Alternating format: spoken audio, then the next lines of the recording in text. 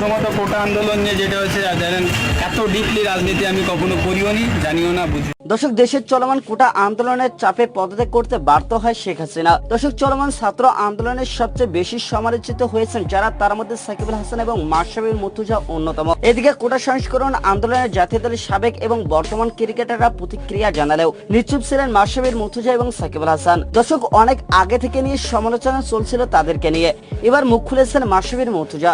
দর্শক, সংবাদ সম্মেলনে তিনি বলেন, রাজনীতির অত গভীর কিছু আমি বুঝি না এবং জানিও না। আমি চাইছিলাম এলাকার উন্নয়ন আর সবার সাথে এলাকায় উন্নয়ন করতে আমার সব থেকে ভালো লাগে। আপনারা যদি আমাকে খুব বেশি লেভেলের রাজনীতিবিদ ভাবেন তাহলে সেটা ভুল হবে আপনাদের। তবে আমি শুরু থেকে কোটা আন্দোলনের সমর্থনে ছিলাম, হয়তো মুখ ফুটে কিছু বলতে পারিনি। তবে হ্যাঁ, আমি এলাকায় ভালো কাজ করতে চাই, এটি করতে আমার অনেক ভালো লাগে। আমার কাছে দল মুখ্য বিষয় নয়, আমি চেয়েছিলাম এলাকার উন্নয়ন। দর্শক, তিনি আরো বলেন, শেখ হাসিনা পতন হয়েছে তা থেকে যারা ক্ষমতায় আসবে আমি তাদের সাথে থেকে উন্নয়নের ধারা অব্যাহত রাখতে চাই। আমার জানা মতে ক্ষমতার অপব্যবহার আমি কখনোই করি নাই, যা করেছি সবার ভালোর জন্যই করেছি। দর্শক, এদিকে শেখ হাসিনা পদত্যাগের পর বিক্ষুব্ধ জনতা নড়াইলে মাশরাফি মুর্তজার বাড়িতে ভাঙচুর চালায়, দেওয়া হয় আগুন। দর্শক, মাশরাফি মুর্তজার ঘনিষ্ঠ এক ব্যক্তি বলেছেন, মাশরাফির বাড়িতে হামলা এবং ভাঙচুর করা হয়েছে, আগুনে পুড়ে গেছে তার বাড়ি। এই মুহূর্তে এর থেকে বেশি কিছু বলার মতো আমার অবস্থা নেই। দর্শক, এছাড়া নড়াইলের জেলা আওয়ামী লীগের সভাপতি সাধারণ সম্পাদক নিজামুদ্দিন খানের বাড়ি সহ জেলা কার্যালয়ে আগুন দেয় বিক্ষুব্ধ জনতা। দর্শক, মাশরাফি ছাড়া কোটা আন্দোলন সংস্করণে নীরব ভূমিকা পালন করেন জাতীয় দলের তারকা অলরাউন্ডার সাকিব আল হাসান।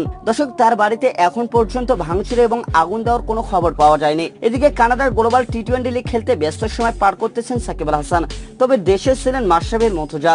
দর্শক, দেশের চলমান পরিস্থিতি নিয়ে কোনো রকম মন্তব্য করেনি মাশরাফি মুর্তজা, আর এই কারণে তার বাড়ি পুড়িয়ে দিয়েছে বিক্ষোভকারীরা। তবে এখন পর্যন্ত কোনো ক্ষয়ক্ষতি হয়নি সাকিব বা তার পরিবারের।